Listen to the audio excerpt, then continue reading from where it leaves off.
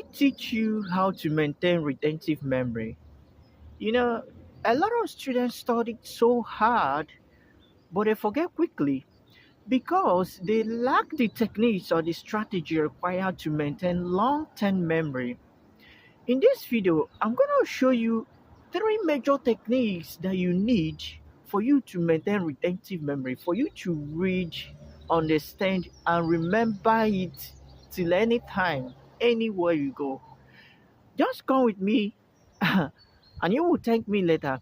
This kind of video, you don't need to skip it because this type of video is rare. You can hardly see this kind of video. So I'm going to show you three techniques that you need to maintain long-term memory. Number one is what we call speaks repetitive. You know, if you want to read, you don't need to, open chapter one or page one and start reading. If you do that, you're not going to remember anything. Specs repetitive is what we call glance. Before you read, glance through everything you want to read. Open it page by page, chapter by chapter, from page one to end. First, before you go back and start your reading. Then number two is what we call active recall. When you are done reading, you don't need to go back and reread it. You are just stressing your brain and your eyes. What you need, active recall simply means texting yourself. How do you text yourself? When you are reading, maybe let's just assume that you're reading a textbook, or maybe you have an article that you're reading.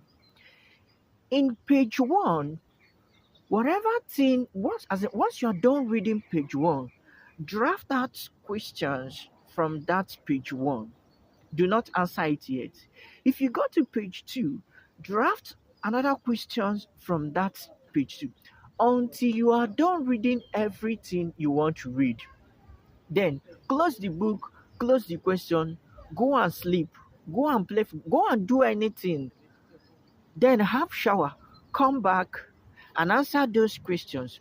Trust me, if you have 30 questions, at least you're gonna get 10 correct.